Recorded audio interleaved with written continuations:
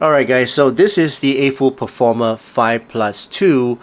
In short, I call it P7. Alright, and I already unboxed it. So if you missed that unboxing video, do check out the link somewhere up here and then come back to this video because I'm just going to share my thoughts and opinions in this video. Okay, so just a quick recap. This is $240 US dollars and is a tribrid. It's got 2 dynamic drivers, 4 balance armatures, and 1 micro planar in each side. Okay, so let's summarize first what I think of this earphone. For $240 in terms of price to performance, not really. It's kind of average. I think that it's quite pricey, you know, for the overall package that they present, right? The accessories are kind of meh, except for the cable. Cable is actually really good and I really like this cable. Comparing to the AFUL Performer 5, the cable is much better, much thicker as well. So I would say in terms of price to performance and value for money is kind of meh. Okay, now let's talk about the overall fit and comfort. All right, the fit and comfort is actually really good. It fits my ear better than the A5, which I have here, and it gives me a better seal than the A5. So yeah, I like the fit and comfort on the A7 better than the A5. Okay, and I've used it with a lot of my devices. Okay, I've used it with my iPad, used it with my iPhone, my MacBook as well.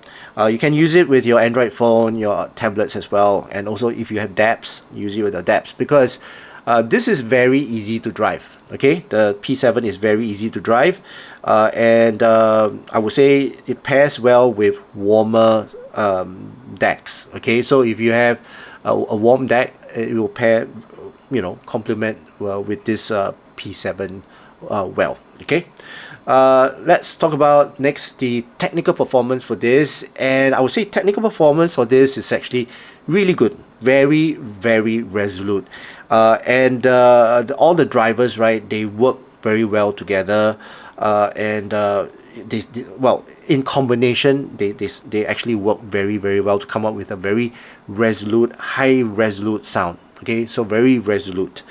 Soundstage. Now, soundstage is the odd one, right? Soundstage is a bit odd to me, and it doesn't really sound natural to me. So here's what I hear. Okay, it's very wide, right? The soundstage is very wide to the sides and very deep as well.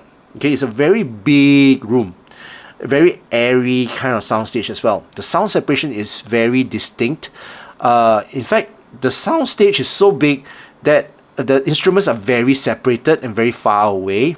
Okay, and the odd thing is that for vocals and percussions, they're all crammed in the middle.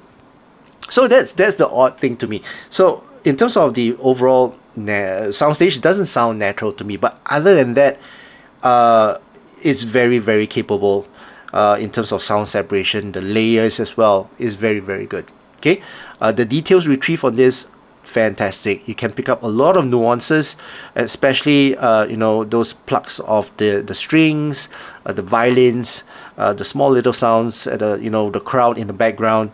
You can pick it up with this IEM due to the 4BAs and also the planar magnetic. Okay, so yeah, in terms of technical performance, I would say it's kind of hit and miss for me. Next, let's talk about tone and timbre. Again, this is kind of a hit and miss for me. The tone and timbre for this is a mixed bag for me. It's kind of warm. At the same time, it's got that planar sound. It's got that BA sound as well. Okay, so the treble part, I can hear a bit of zinginess, and I also can feel that it's a little bit thin and light on the treble, but the bass is very nice and dynamic, which gives it a very warm tone. At the same time, the treble part gives it a very neutral kind of tone and very thin and light kind of tone. So it's a mixed bag for me in terms of tone and timbre. It doesn't sound natural to me. Okay, so that's for the tone and timbre. So let's talk about how this sounds in terms of the sound signature. So I'm going to post a graph somewhere up here. Okay, so looking at the graph, right, this I would say is kind of bass elevated. Okay, so you have the sub bass and the mid bass and also the lower mids that is above the harmony target. So I would say it's mid bass or lower mid bass boosted kind of tuning. And then if you look at the treble is a pretty dark treble, especially the presence and the brilliance. Yeah, is kind of dipped down. So yeah, kind of dark treble to my ears. And you know, in this way, it's like sounds a bit unnatural to me. Yeah, but anyway, let's talk about first the sub bass, and this is my favorite. The sub bass is very present, and the dynamic response for the sub bass is so good. I can hear, I can feel the sub bass, I can feel the rumble, especially if I crank up the volume, right? I can feel that vibration. So it's a very textured, very good sub bass, very firm sub bass as well. I like the sub bass. Mid bass is also very punchy and impactful, and it's also very textured. It's a little bit bloated, and it's not a very fast mid bass as well. So kind of bloated, kind of muddy as well, but it's expected. And so for me, the bass shelf is a little bit too overwhelming. If you get what I mean, it's a bit too overwhelming, especially when I listen to my classical music. But if you listen to, you know, EDM, pop, techno, yeah, this is really good. Okay. Now in terms of the mids, I would say instruments that has got more presence in the lower mids, like pianos and drums and all that. They sound better, right? They sound more firm in the track, but and male vocals as well. But for female vocals and cymbals and, you know, hi-hats and violins, electric guitars, they sound a little bit thin on the higher end. Yeah, so it depends on what instruments. Yeah, so to me is that the mids it's kind of bloated at the lower mids. Okay, so that's for mids. Now in terms of the pinna gain to the treble. Now this is a little bit underwhelming. Okay, if you look at the overall, you know, pinna gain, it's all right. I mean, it's kind of similar to the P5. It's not offensive, it's not intrusive, it's not intense, not too spicy as well, and I would say it's a very smooth transition from the mids to the treble, but it's a little bit underwhelming. Yeah, a bit. Yeah, didn't really feel that urge and excitement. So yeah, that's a pinna gain to the treble. Now the treble is, as I mentioned, is kind of dark treble, because from that point on it slopes down all the way, mostly up to maybe about 9k hertz. Yeah, so after that you'll start to slope up again. But yeah, if you ask me, this is kind of dark treble. Is actually a very safe and smooth treble basically, but it's a little bit too safe and too smooth, to a point whereby, you know, it is not very exciting in terms of the treble. It's not very engaging as well, but it sounds natural. It rolls off naturally because it, you know, peaks back up again. So yeah, it rolls off pretty naturally to me. So that's the overall sound signature of this P7. So if you ask me, right, I find that this is a little bit odd in terms of the tuning, especially at the treble part. The bass is alright, right? Bass is alright. Mids is alright. It's expected. If you have elevated bass, then your mids will be recessed. But it's the treble that, you know, gets me. You know, I didn't really get why they tuned that treble down so much.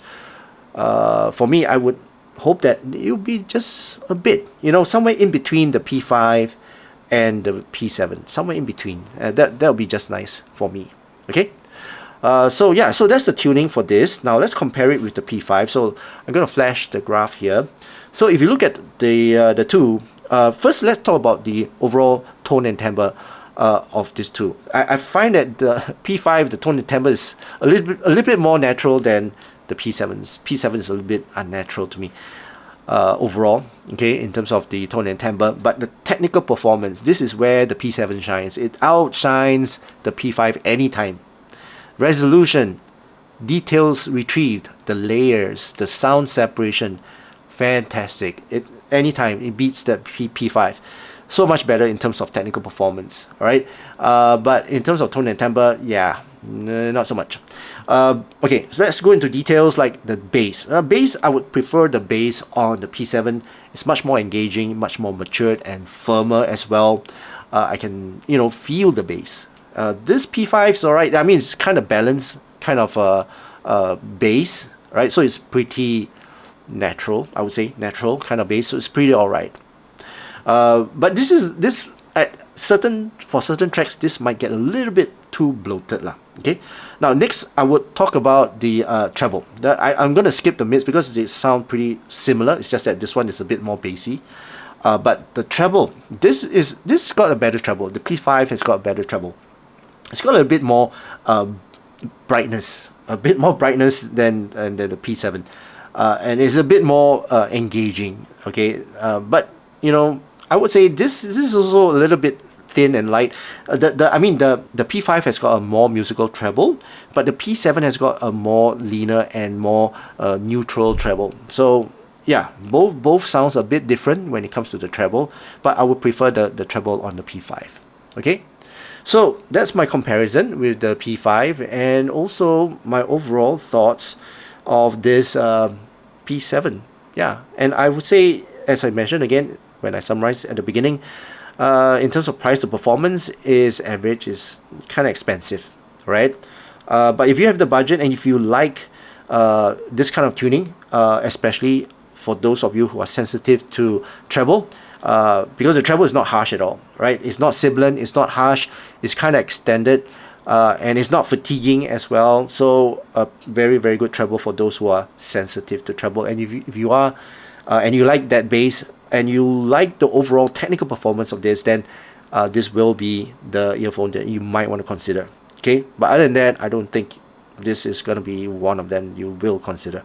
Okay, so that concludes my thoughts and opinions about this P7. I hope you guys enjoyed watching this video. If you did, please give this video a thumbs up, and also please don't forget to subscribe to my channel. I hope you guys have a great day ahead, and I'll see you again in my next video. Cheers.